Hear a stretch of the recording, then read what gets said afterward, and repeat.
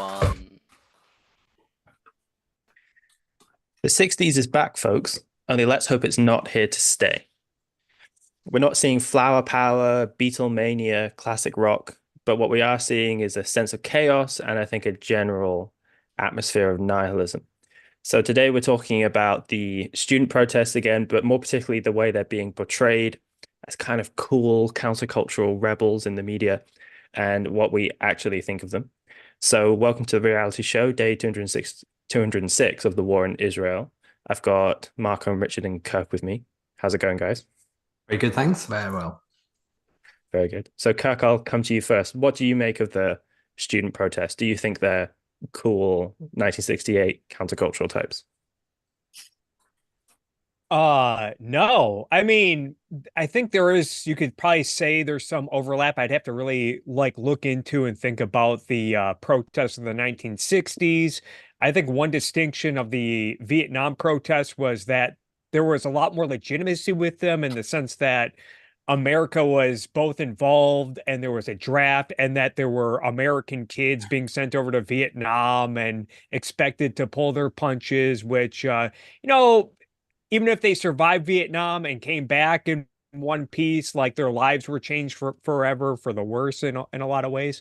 So I think there was more legitimacy to the 60s protests, but I also, from what I've read, there was also like a lot of support for the Viet Cong and the bad guys in Vietnam. So there was that aspect.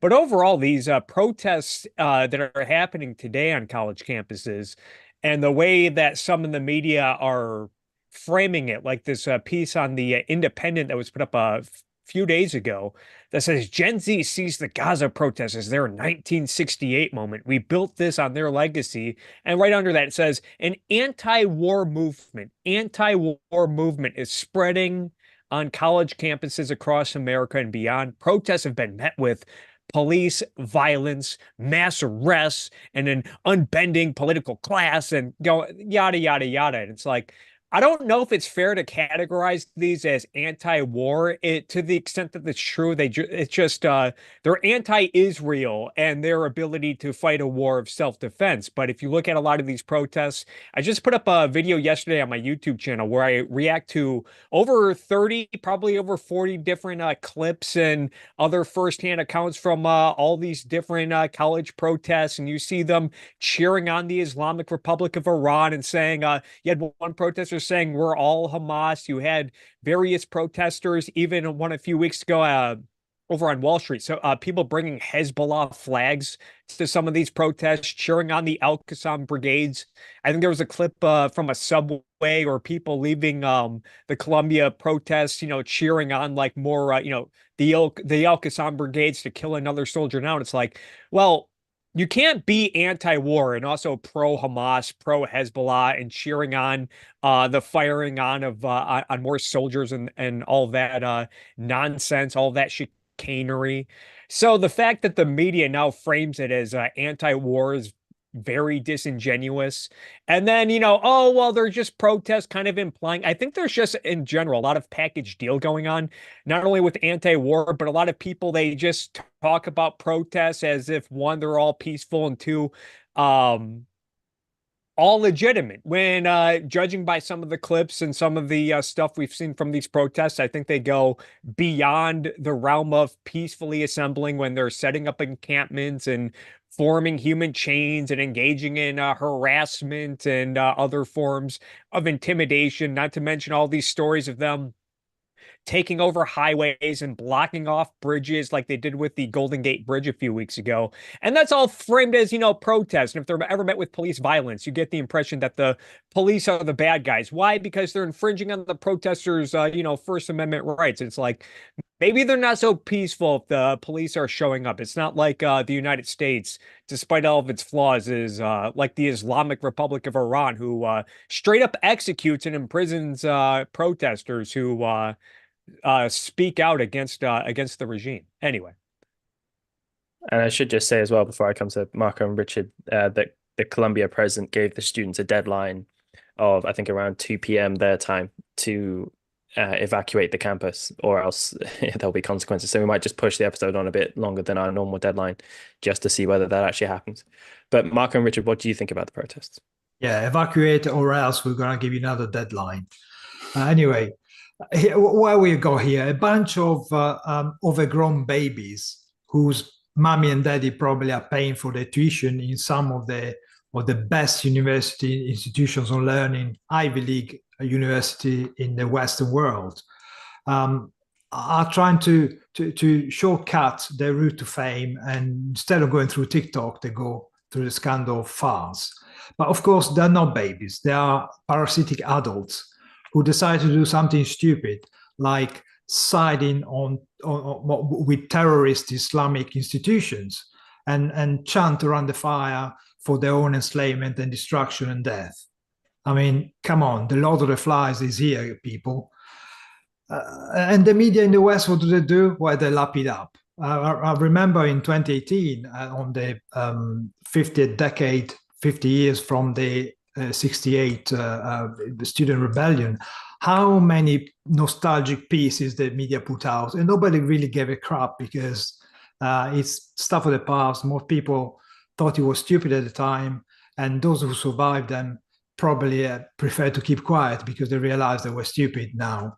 But anyway, let's pretend that that was something we should hark towards and cry for the lost times of the 1968 riots. What's really depressing, though, that the university administrators and, of course, the professors, who some of whom are actually part of the gang that were terrorizing university campus in the 68, are now in charge. And the few who weren't are just bending over and letting these thugs do whatever they want. As Kirk said, the outcome of October 7 is no Vietnam. There's no comparison between today and the Vietnam War. Again, Kirk mentioned the fact that in 68, you had US boots on the ground in Vietnam, you had conscription. So there was some motivation for young people to be discontent. However, with no justification for the methods and the kind of action they took. Again, there's no pro-peace movement right now. The opposite. We have people taking the side of death and destruction, and the call for this Islamic totalitarian regime to come and take over. And unlike 1968, we have a Nazi zone in the campus, a little place where little jihadis can harass and hate Jews, without having the fear to be attacked by a nut allergy, or safe from peanuts. And of course, I expect some troglodyte watching this, leaving a message: "Oh, you Zionists, peanuts are not nuts; they are legumes." Well, big raspberry to you. What I would say is, well, war is bad, protest is good. That's what you get from an Ivy League education. That's what your 50K buys you, that level of thinking.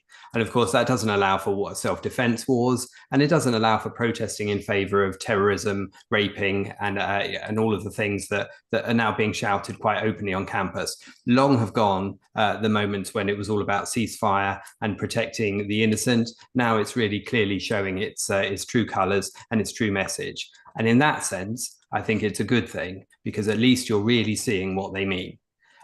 You're really seeing what was always the intent behind the Palestinians, and certainly many of those who really understood the region and the history. And now you're actually seeing it being repeated by rote, because people are chanting slogans they don't understand a lot of the time. That's true, but nevertheless, they're still repeating it, and they're actually calling for Israel to fall. And that is not a two-state solution. That is a one-state solution for Palestine and a no-Jew state solution for any Jews. So at least you're hearing that loud and clear. So no one can pretend they didn't understand what was being called for. I think this is the Gen Z looking for their generation-defining moment. They've been sold this 1968 glory from their professors, and you know that those that can't teach, and they like to teach about how that was their glory period. the 1968 period. That's when they could have changed the world, and did to some extent, they feel. And now it's your chance to live off that glory. So it's being fueled in that second-handed way. But of course, this is very much about being not really anti-establishment. It's about being in favor of your own professors. It's not. It's about conformity. It's about second-handism. The virtue they're seeking is the sort of empty virtue that they've been taught all the way along. And you know full well, as Rand pointed out many times, that people who start off being amoral are very quickly immoral. Because if you can't tell the difference between what is moral and what isn't, then you're very quickly supporting what isn't moral. And that includes calling for the death of Jews. So this is the modern student generation calling for meaning in their lives, because they haven't looked at their own lives, their own world in any detail. They're simply trying to copy the supposed meaning that their teachers, professors, and the media tell them that the people in the past had. And that's what we want now. We want it now.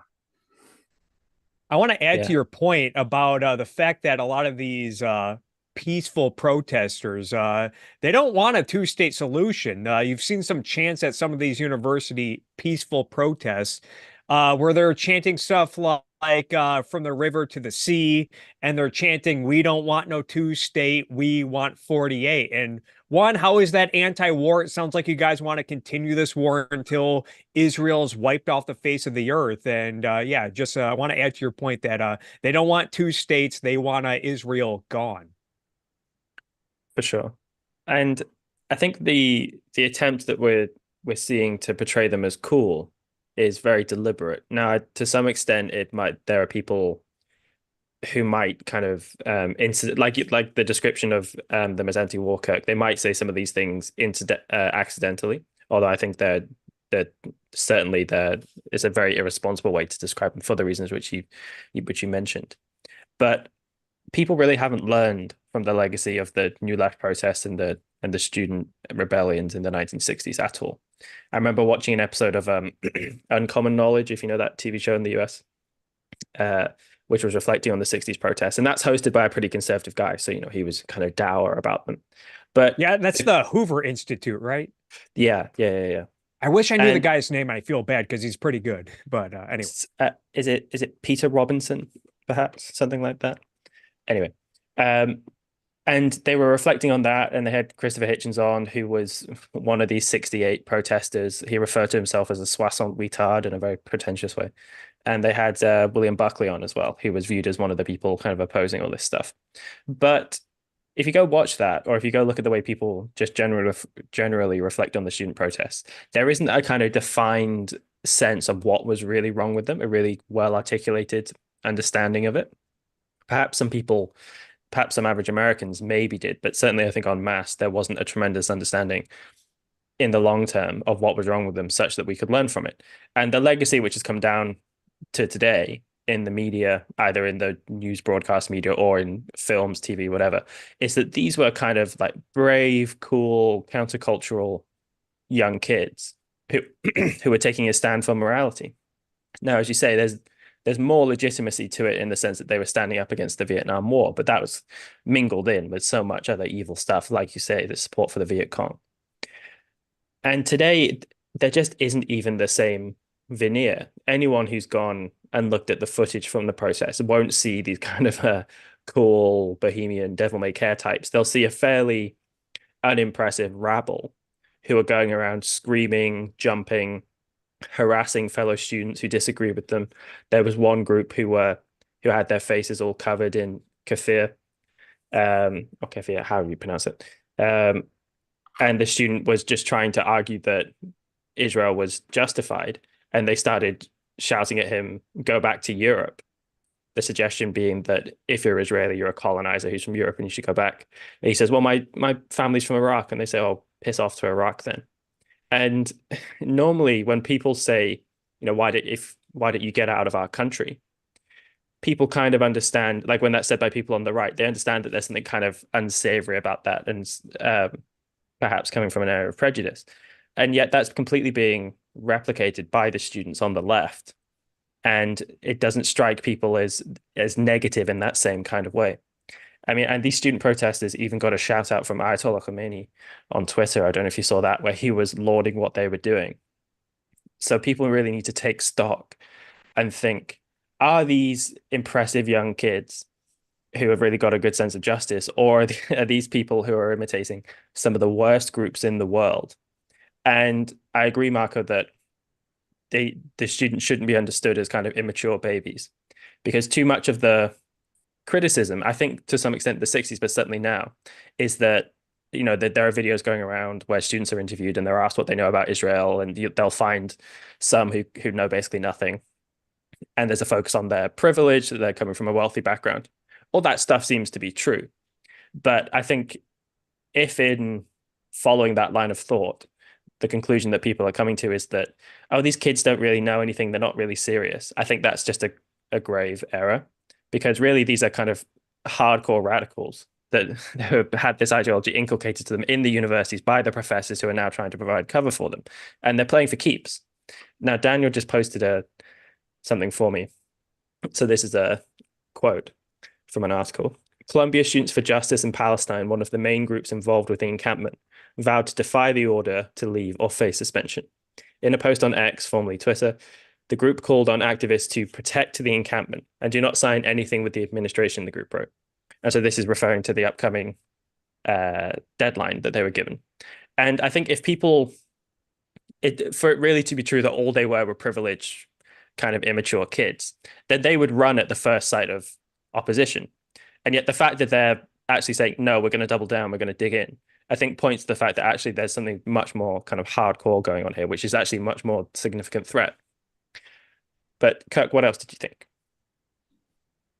Yeah, on that point, I don't know. I might be wrong in what I'm about to say, but I wonder if I want to say like it doesn't matter, because I feel like both scenarios are really bad, where like, okay, maybe these are just a bunch of clueless morons who think they know more than what they actually know, and they're just going along with the whims of the group, whims of the crowd, whatever their intellectual superiors, their professors are saying, and they're just mindlessly and I think there is definitely a lot of that, clearly, by some of the clips I've seen going around from some of these protests, of kids not knowing what exactly they're protesting NYU or Columbia for. Oh, we just showed up because our other protesters said that they needed help or whatever. So it's okay. Like, you're just going to mindlessly go along with this. And there's just like this cult-like atmosphere where it's just like one person chants something, and then like the rest of the group just mindlessly echoes it like a bunch of NPCs.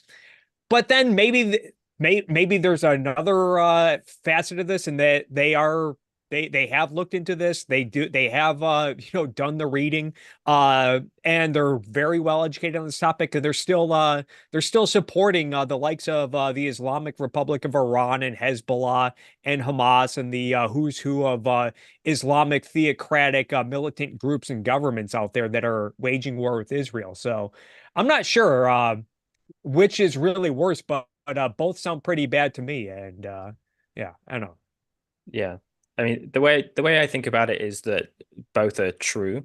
And because I think for a lot of protest movements, almost whatever side of the political spectrum they're coming from, although in a sense, if you were to think about someone who was so motivated they would go on a protest, you would think of them as being pretty informed on the topic. I think probably what you'd find is an awful lot of people at these protests haven't really done all the necessary background reading to properly be informed, but it's,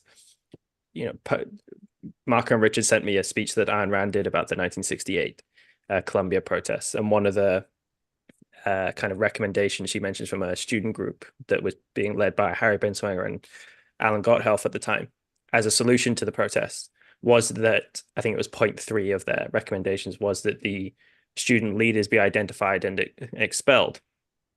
And you could probably reasonably ask, well, why just the leaders rather than just everyone else? And I think it's because the leaders are probably the people who have really done the reading and are the hardcore, and who are the linchpin for all the other second-handed people who are just turning out, and without whom it'll crumble.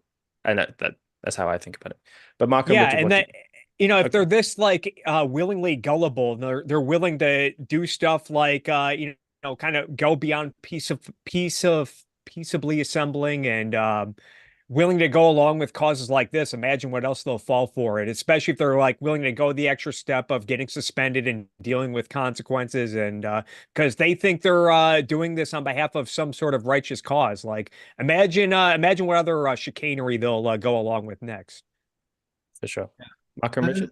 And you're right. I mean, the leader are the people behind all this, because most kids don't even know what. If you give them a map and say point to Gaza, they haven't got a clue where it is. If they can find Israel, is already a miracle. But you see some of the videos how they repeat the phrases that the linchpin or the mob gives them, and they repeat like good little automatons. They don't know what they're talking about. When they chant the Islamic "I want to be a martyr," they don't even understand probably the meaning of the word martyr. They don't know what Intifada means. I saw a video of some Australian kid being forced, like 3-year-olds, to chant Intifada, Intifada. It's like this is child abuse to a global scale. But going back with what Kirk was saying, I was thinking, yeah, it probably doesn't really matter. I mean, the Occupy Wall Street in 2008, faded out. It didn't really leave much of a mark in history. However, here we're talking about students being radicalized in Islamism in our own universities, and nobody is pushing back. We have students who are trained to hate Israel and persecute Jews, like we are in the 30s in Germany. This doesn't make any sense whatsoever. This cannot be tolerated for a second. We still have 100-odd hostages held by the same Islamic animals that these guys are supporting. The first big lie, first of all, is Palestine. What the hell is Palestine? I don't even know that Palestine doesn't exist. But they created this myth that Palestine is under occupation and Palestine is suffering. No. And of course the Iranian Papa Smurf is rooting for them, because they're doing his work. He doesn't need to throw a single missile as long as these idiots are allowed to create havoc in our own institutions. And as far as rooting for dictators, we even see people praising the fat dictator in Korea, Kim Jong, whatever it is. Really? I mean, can't you really tell the difference between good and bad at this level? Talking about the Chinese dictator, the Turkish dictator, the Russian dictator, and I mean, you're talking the extreme evil, the very end of evil. You're talking the Hitler-style evil, and you still sing about it. And the administrator allowed this stuff to happen. That's just mind-boggling. I think when you see the students chanting, I think, as you said, Morgan, both can be true.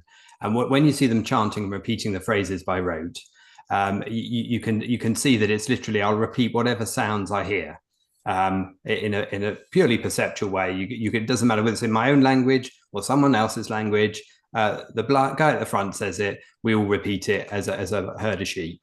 But also, I saw one particular video which you sent us, Morgan, which showed somebody leading a series of instructions, like in short little bursts, in the way that they do with these rhyming things. This didn't rhyme, but this they gave instructions about: we're going to link hands, we're going to step forward one pace, we're going to force the Jews out one more pace. All of that was in it. Now that to me was quite horrifying, because that's only one step away from, we're going to pick up a rock, we're going to throw it through a Jewish-owned business, we're going to raise our pistols, we're going to fire. I mean, that's what you're arguing for, isn't it? You're arguing that anybody will follow anything on the basis of these simple instructions repeated at the front. I think when you're talking about this group students' justice for Palestine, it's justice for hostage takers. I mean, that's what you're saying, isn't it? I mean, that's when the whole idea that you're concerned about women and children just breaks down, even in the face of the way they look at it in their own way. They seem to think that because strength in numbers means being right. that purely collectivist way of thinking. And of course, this call constantly that how history will judge you, which is a constant attempt for you to pull back, for you to blur all the details out of focus so that you can pretend you're in looking from some distant planet across a bigger swathe of time, and you can't see violence then. Individual acts of violence are suddenly wiped out because you're looking at some bigger picture and you're claiming to know the full development of history. That I think is quite repellent, that call to drop context instead of really understanding about the self-defense, about the hostages. Those things require zooming in, not zooming out. I think one of the things that one of the students I heard quoted, which was really revealing, said something like, the university has taught us ethical values and then punishes us for exercising those values. Well, that is actually quite true. That is disturbingly true. And the fact that we've seen these philosophy professors brought to the ground at the same protests goes to show the kind of ethics that they've been taught, the kind of Kantian ethics that have led to their willingness to praise murderers, to praise violence, to praise everything we've seen since October the 7th. This is a bunch of chickens coming home to roost, and that's it laid out in clear, articulated form, and shows the link between philosophy and where we're at right now.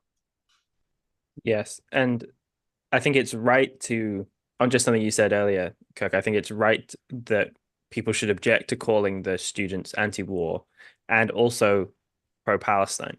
Now, anti-war you should object to for the reasons that you mentioned, Kirk, because they're supporting the continuation of war and the most warlike groups out there.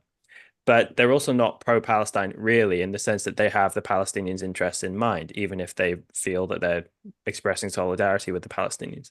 And the proper, you might refer to them as pro-Palestine sometime if you're communicating with someone who's not going to be on the same page. You're just making it easy to get another point across. But the right way that they should be characterized is pro-Hamas. And I think that leads into the point about them being cult-like, because there was, I don't know if you guys saw this, there was a screen erected at UCLA, which was showing footage, the body cam footage from October 7th on a loop. And there's a clip from a comedy show, which is called the Mitchell and Webb Look. I don't know if you guys have seen it, where the two comedians dress up as SS soldiers and they've got skulls on their helmets. And one of them says, "Hans, we have skulls on our helmets. Are we the baddies?" And, it's quite funny. But the point being that at some level, the ones who are less indoctrinated should look at the sheer horror of what's going on and what they're supporting and the footage from October 7th and wonder, am I actually on the right side here? Does this make sense? And the fact that actually so few of them seem to be doing that gets to the idea that they're very cultish, not only in their tribalism and their second-handedness, willing to just go along with the crowd, but also in their mysticism. Now, we have if people are surprised by the suggestion of them being mystical, one, I don't think they should, in the sense that the 60s protests were very mystical and all this kind of ridiculous stuff was coming up.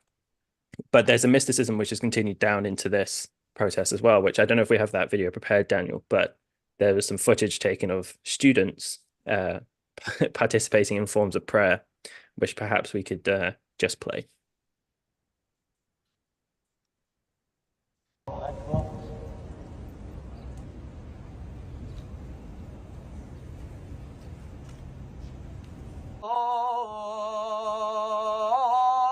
Allahu Akbar.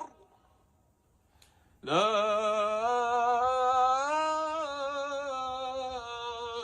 ilaha illallah.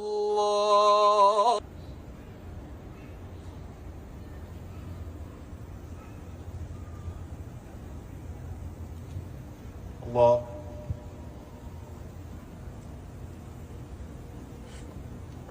نستعين اهدنا الصراط المستقيم صراط الذين أنعمت عليهم غير المغضوب عليهم ولا الضالين.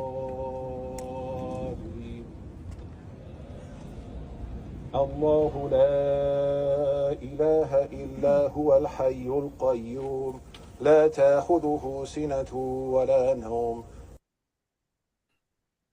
So that, I think, should strike people as being utterly bizarre. Partly because the reputation that students have, I think partly from the 60s erroneously, but continuing to today, is that students are some breed of individualists, that they're people who are, they want to push for their own, self-image. They're going to dress how they want to dress. I'm not going to be like mum and dad. Screw the professors. I'm going to do what I want to do. And yet there's a huge conformity. And the fact that so many of them are bowing down there, even one of them's taking the knee, I guess, in his own form. Because what you should notice is that although there seem to be some Muslim students there, actually a lot of them are not, and probably have never been interested in converting to Islam in any way. So why are they doing that? It's from that immense cult-like mentality to go along with the crowd. And the kind of, Islamism that's involved in support for Hamas is actually, it's not just like some kind of, I don't know, benign strain of Islam. It's the most radical terror supporting type. And so I think even though people should be surprised by that, there's a sense in which it makes sense, because that the students are declaring that they're in favor of a terrorist group, and then it shouldn't surprise you that they're going along with all these practices. But Marco, Richard, what did you make of the video? Well, you made a point earlier on, they're not pro-peace, they're not anti-war, and they're not pro-Palestinian. But at the same time, they're not protesters. They're not protesting about anything. They're just trying and destroy a system and replace it with what? With this crap we just seen, with people pointing their ass to the sky 5 times a day, and women repression. We see students making statements like, "Oh my God, I'm from the Palestinian diaspora, and I'm here to protest." Yada yada yada. Yeah, where's your scarf? Because if you went there to Palestine, you would be stoned for not wearing the jihadi kitchen cloth on your head. I mean, are we so stupid we're losing the perspective so easily? I mean, what do these guys have to offer?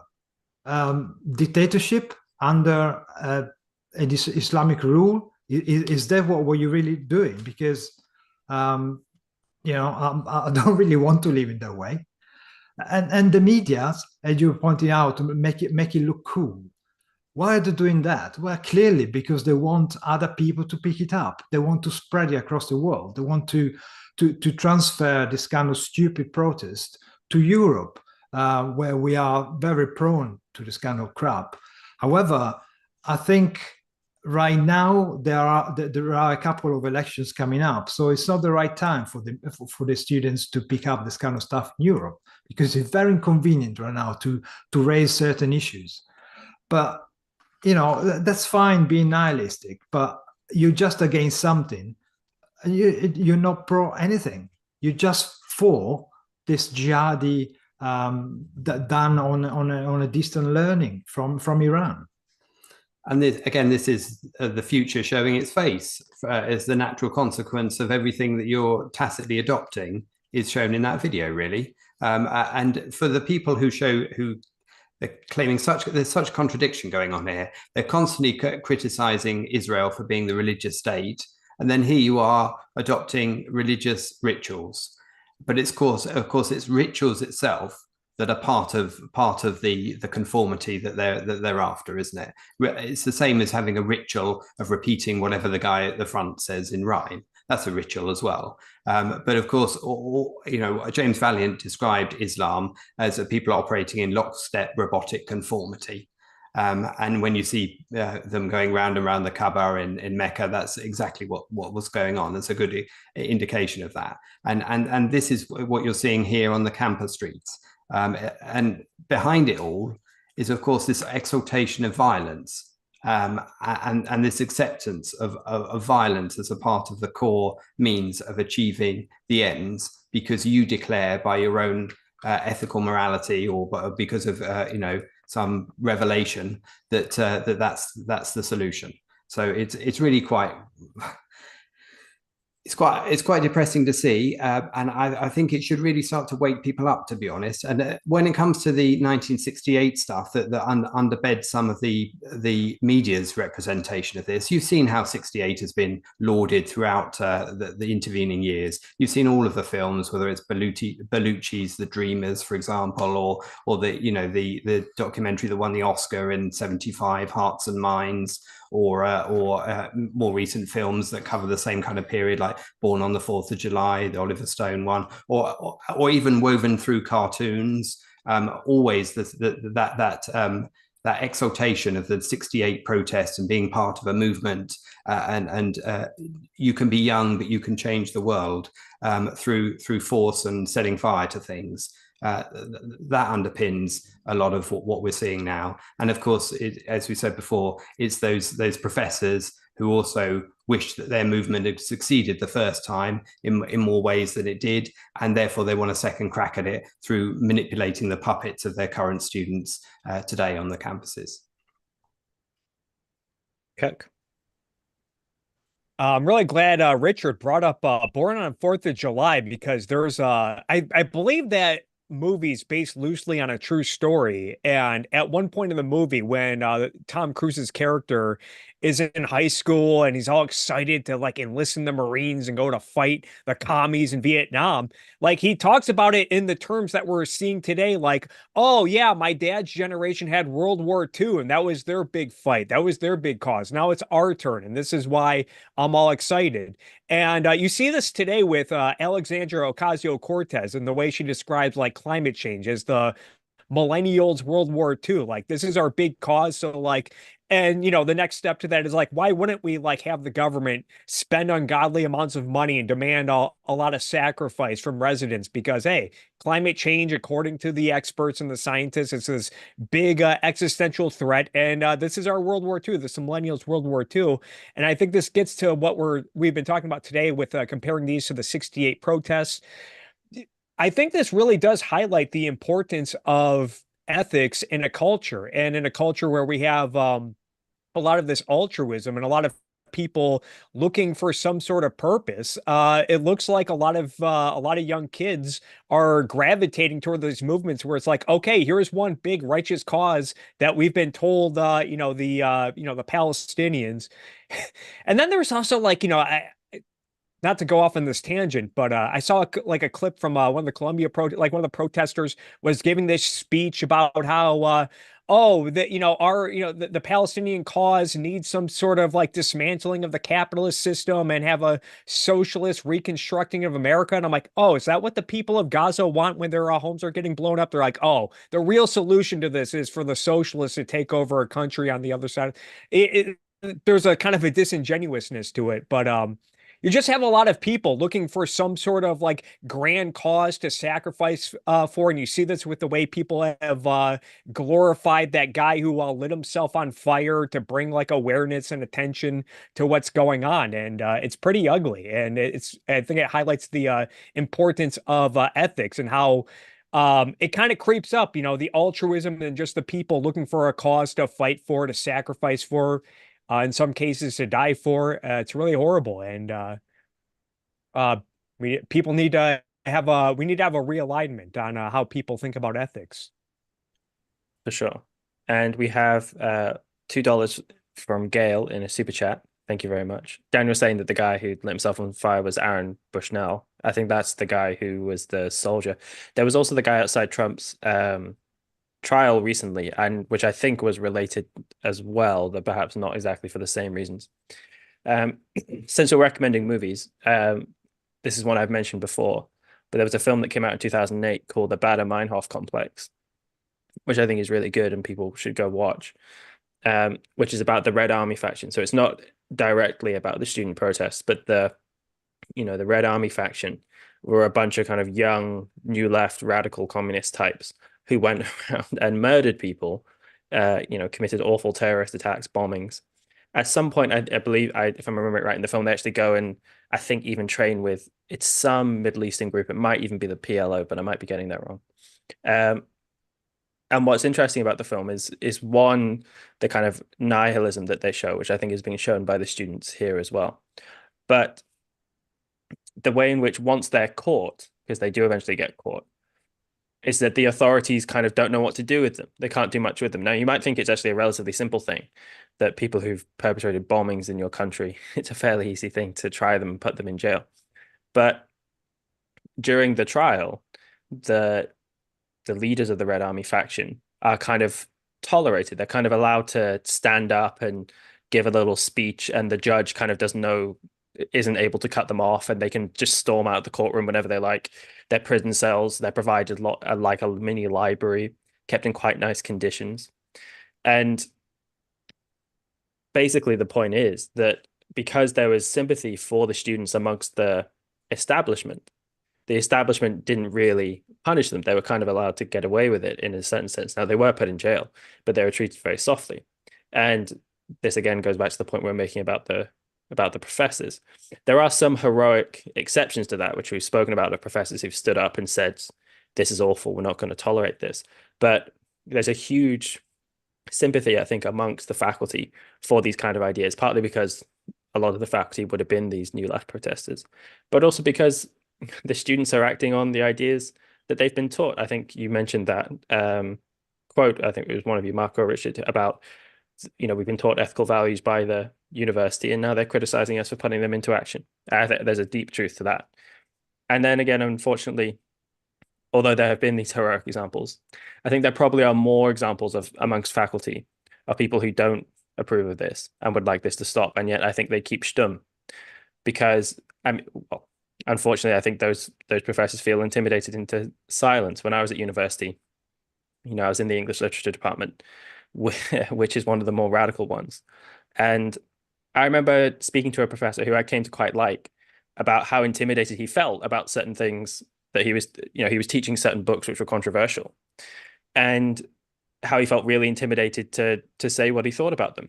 Not because he actually believed anything particularly controversial, but because the first time he taught the book, he was hauled before the kind of administration and said, an unnamed student has reported that you said X in your lesson.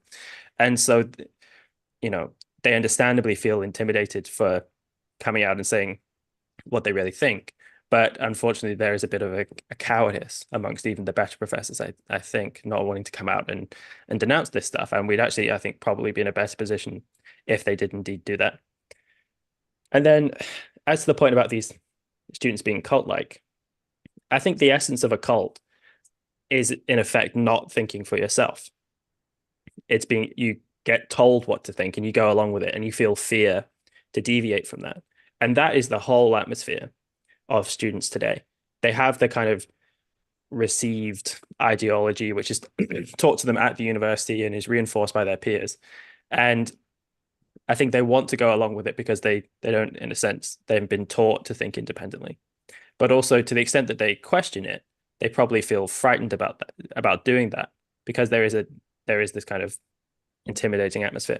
I remember as well, there was a lecture, this was in a classics lecture, where the professor was telling us some kind of obscure parts of Roman law. And he brought up a bust of a Roman woman breastfeeding. And he kind of made a joke. He said, and no matter what the crazy postmodernists tell you, it is the female in mammals who breastfeeds. And you should have heard the awkward silence that kind of went out amongst the students, and they were like looking around, kind of like, can he say that? And I had a tutorial with him afterwards. I told him I thought that was really funny.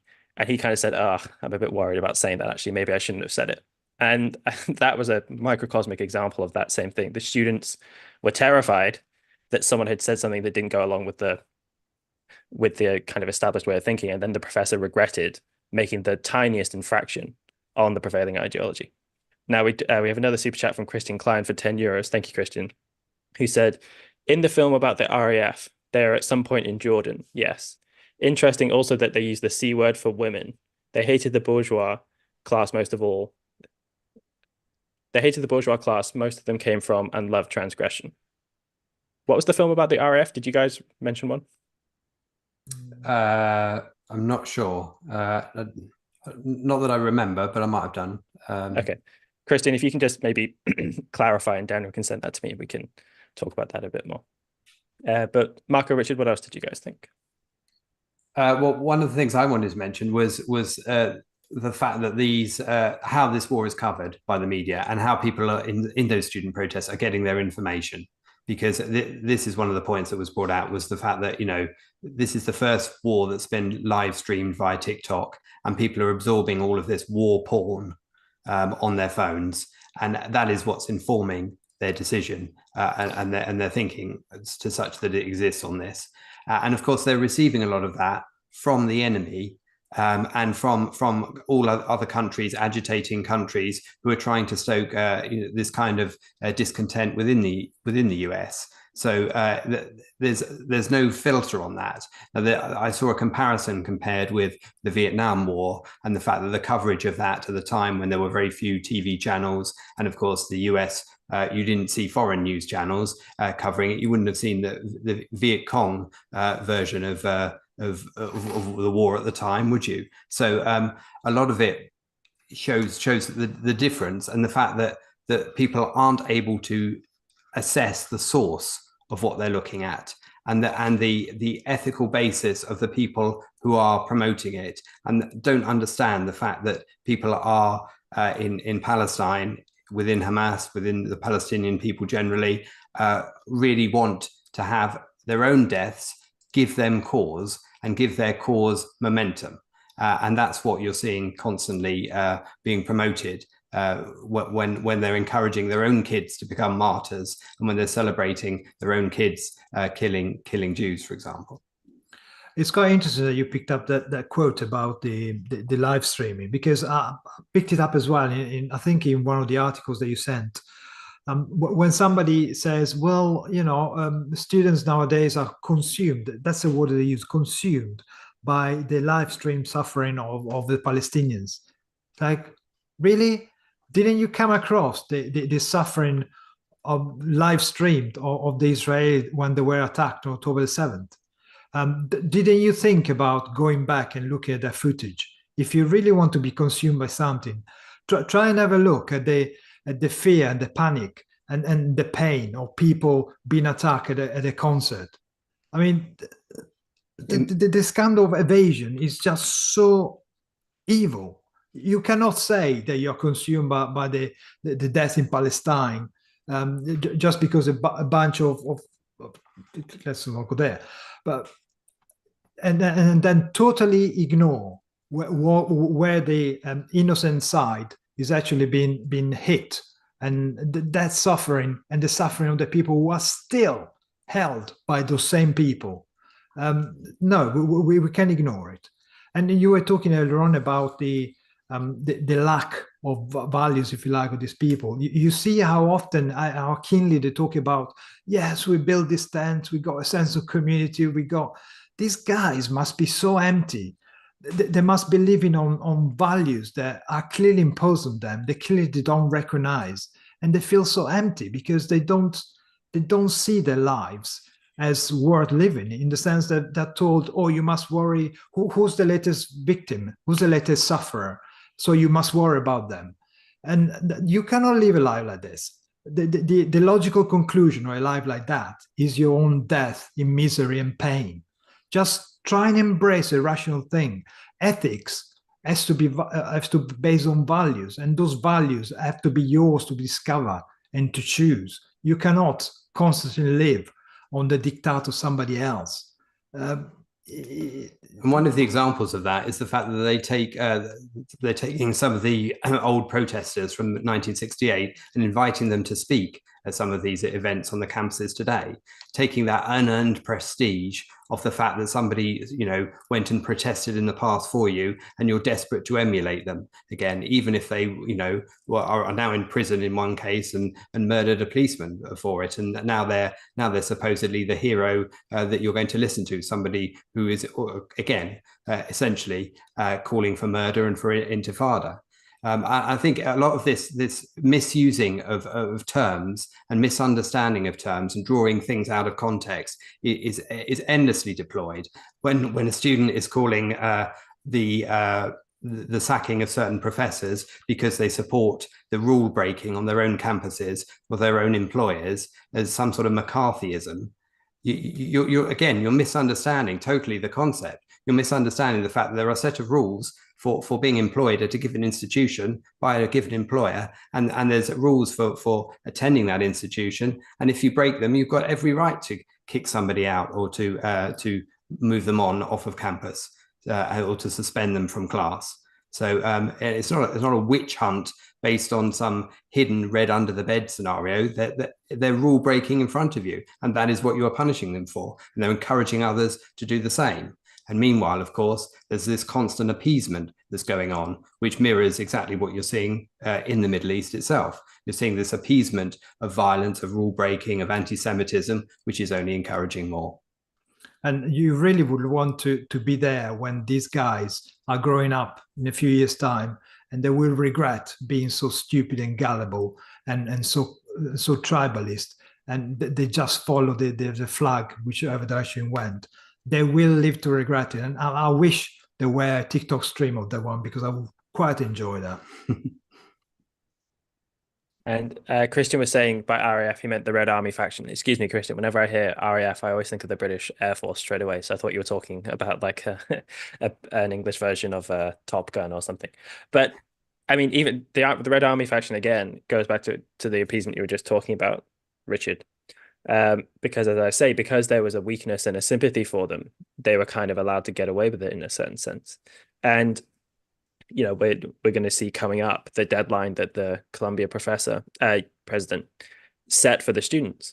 And it's very important for people to get that these groups thrive on weakness and of appeasement of them and for the existing sympathy of them. And the president had better enforce that deadline and enforce it harshly.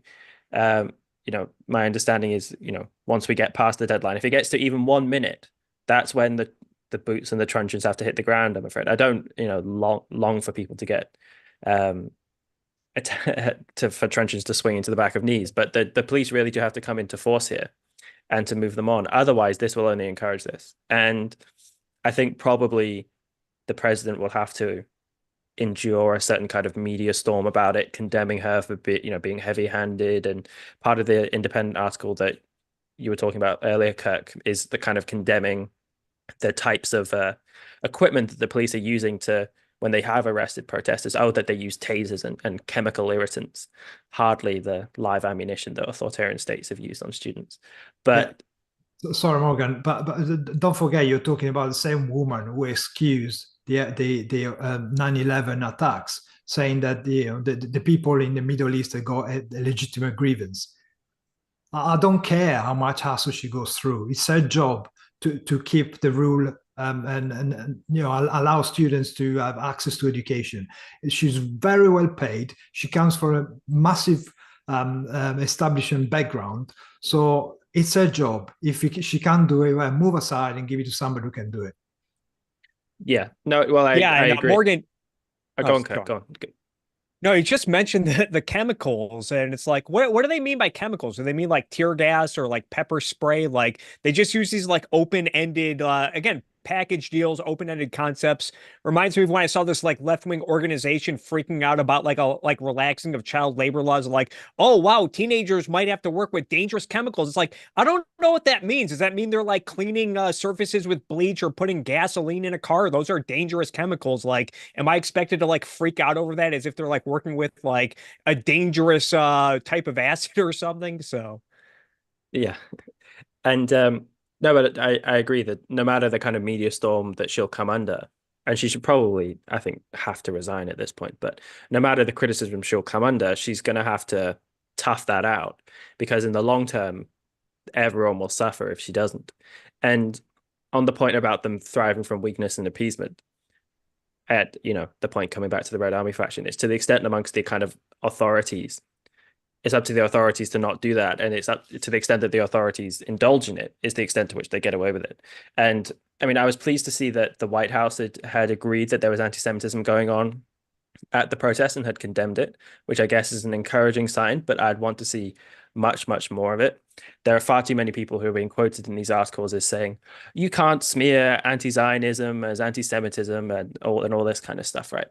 Now, whatever, you know, we might think about the relationship of anti-Semitism to anti-Zionism, you don't even really have to go there. There is just raw anti-Semitism very clearly being expressed by the protesters. There's a lot of footage of it going around. It's not even, we don't even have to refer just to the anti-Zionist sentiments to see the anti-Semitism. There's open slurs, violence, hostility being expressed. That should be enough, and that should be really clear. So we should hopefully, although I agree, Marco, there's a sense in which I don't have much confidence. Hopefully we'll see this deadline quite harshly enforced. Yeah. On your point on woolly language and woolly concepts, here was a quote that particularly struck me as coming from a student's mouth. It said, Palestinian voices are obviously oppressed in Palestine itself, and we're oppressed in the US. Now, that's taking oppression to a very wide level, isn't it? And when they talk about being brutalized by law enforcement, another attempt to get not the unearned prestige as such, but the unearned benefit of being a victim in the way that recent cases, recent years for BLM have highlighted and been sold as the thing that students should support. So it's telling how they want to attach themselves to whatever is seen as virtuous now and in the recent past, and they'll use any way of massaging their current light experience, sometimes caused by themselves, of course, into this one of these terms that makes them top of the victim pyramid for today, and therefore the most virtuous person in existence.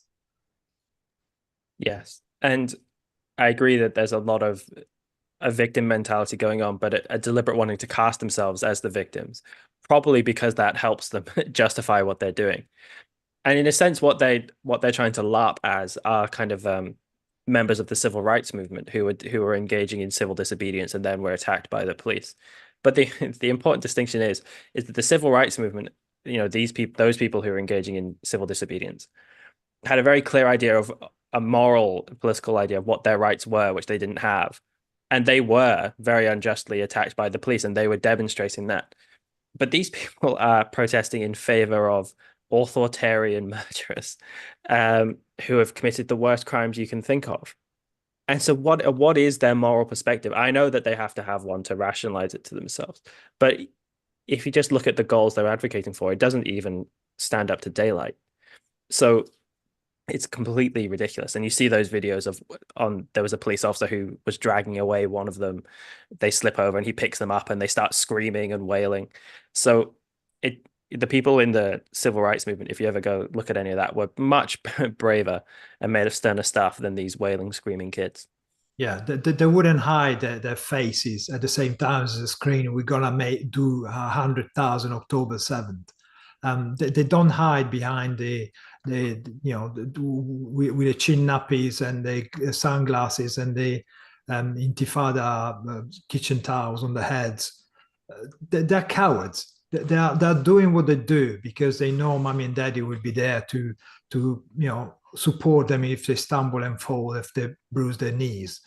They haven't got the balls to stand up to a proper debate. That's why they often do it from behind the confine of the campus. They're too afraid to go out in the street in case you come across somebody who has a different opinion. I mean, these are people who get upset if you misgender them. I mean, for crying out loud, how are you going to survive 2 seconds in your beloved Palestine if you manage to find it? In Iran, you'd be thrown out of a building if you're gay, or if you don't agree with Islam, or if you decide to support women's rights not to be abused by men. I mean, wow. What a hero. Look at that person you mentioned earlier saying go back to Poland or go back to Iraq. Go back to Iraq where they've just criminalized gay same-sex relationships. Criminalized, not decriminalized. And yet hear that person on another day talking about freedom and gay rights, for example. I think some of the phrases you've heard people chanting, that those are the things that really reveal what's going on. We don't want a two-state, we'll take all of it. Well, that's clear enough, isn't it? When they're burning Israeli flags, for example, when they're saying death to Zionists, or calling for rockets to be fired, and that just supporting, being concerned about the deaths in Gaza is not enough. You need to be on the side of rockets being fired into Israel indiscriminately. Yeah, and then just think this out for a second. All of this like feigning compassion for the Palestinians, and we just want, justice for the Palestinians. And also the Jews need to go back to Poland, or I think there was a signs at Harvard that said the students will leave when the Israelis leave, either go to Europe or the US.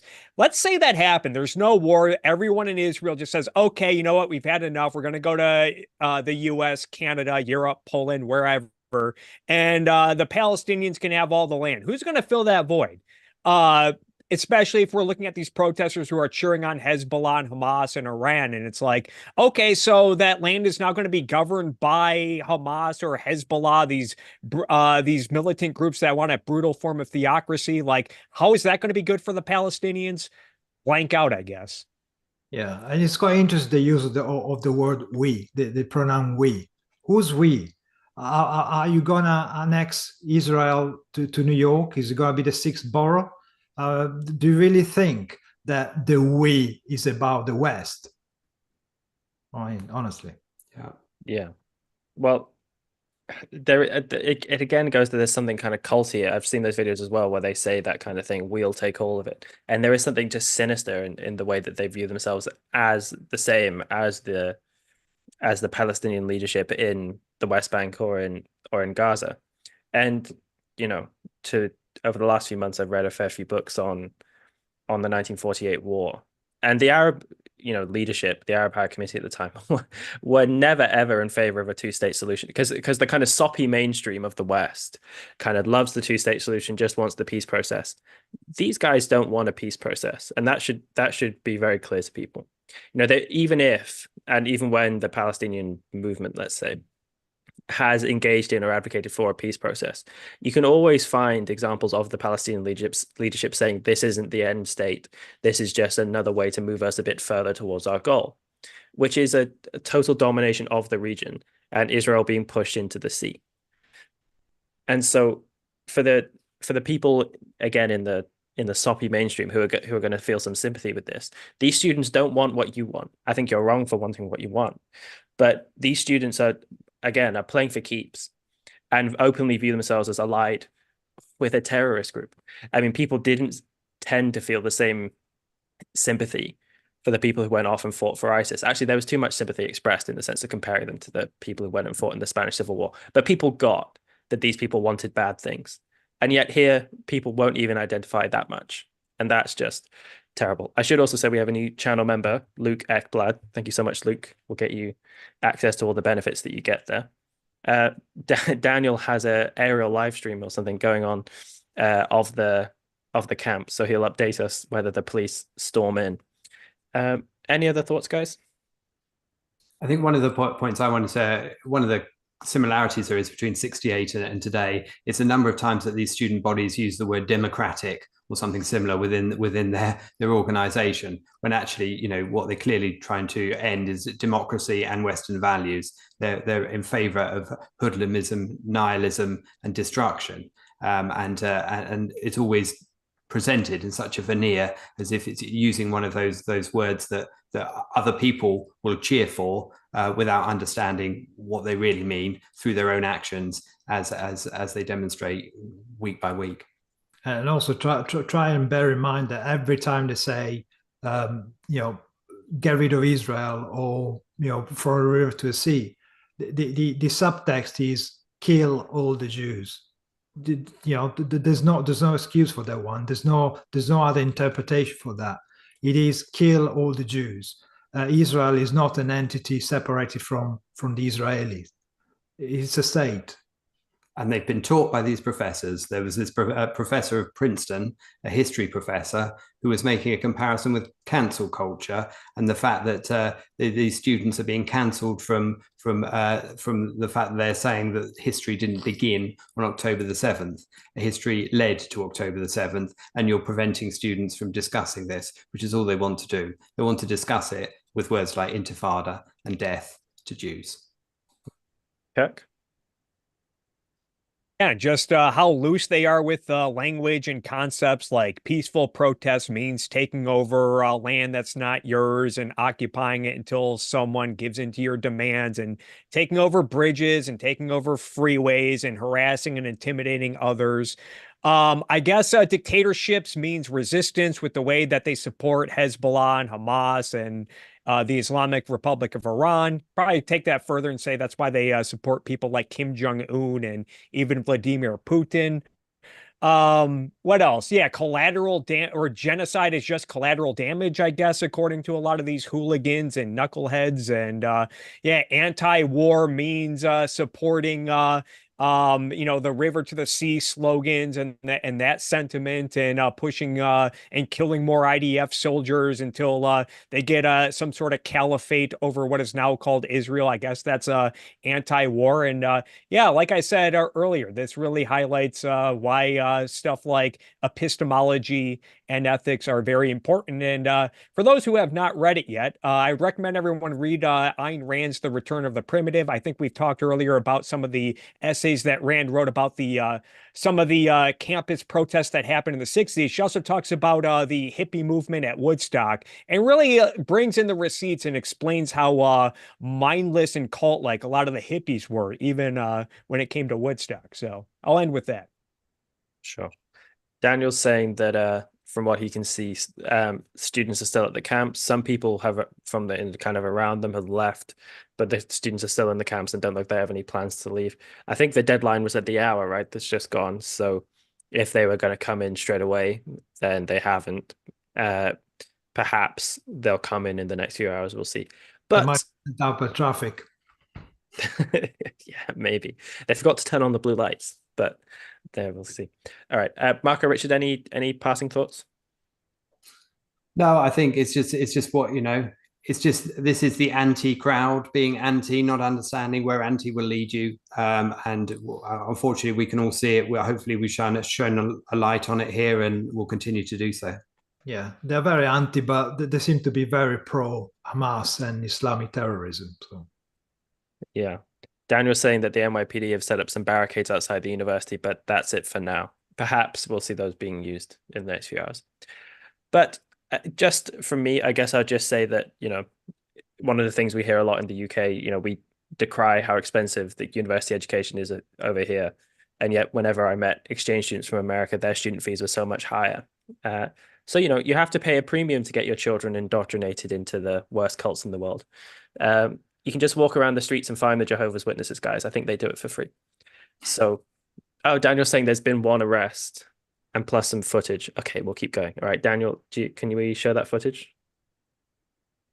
You have to give me a little bit of time. Okay, we keep going. But this is hot off the press reporting, folks. You don't get this elsewhere. Yeah, and okay, if they go in 10 minutes after the deadline, I guess I'll give them a pass for not going in 1 minute after the deadline. That's fair enough. But look, the reason, as I say, why it's important for these students to be arrested is, one, to stop the interruptions on campus, but also there's a much broader kind of effect that these protests have, and which they've been getting away with having for quite a long time, to the point where mass protest has been completely legitimized in our culture. Oh, Daniel says he's got the footage ready. Go ahead, Daniel.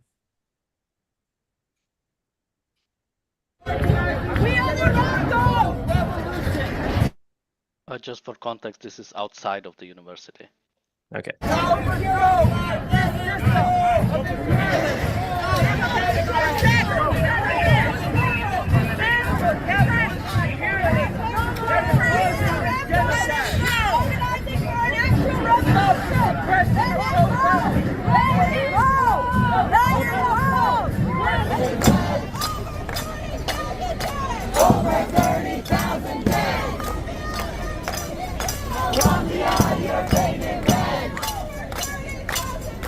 Over 30,000 dead. Charge you with genocide. We see you. You in prison students too. You in prison students too. We see you. We see you. You in prison children too. You in prison children too. she ran out of battery. Yeah. that guy being let off, I'm less encouraged now seeing that, actually, because that guy seemed pretty small fry. I think if they were coming to break up the camps, we would probably see kind of riot police coming in en masse. But go on, Kirk. Oh no, I was gonna ask if I can add something. I think one of the consequences, if I recall correctly, was not only getting arrested, but some of these students, if they don't disperse, won't they be suspended? I think until next summer of 2025. Am I correct on that? Did you see that, guys? Daniel's saying yes, not allowed to graduate. Okay. Oh, okay. So these students are going to risk, jeopardizing their career and their college prospects that I imagine they spent a lot of time in their youth preparing for, studying hard for, so that they can get into these nice, prestigious universities and getting letters of recommendation. And I guess these activist groups are saying, no, you need to risk that and put that on the line for our grand cause. Again, going back to what I was saying earlier about all the altruism and looking for grand causes to sacrifice for. Daniel's correcting it. He said it's just suspension, not they'd still be allowed to graduate.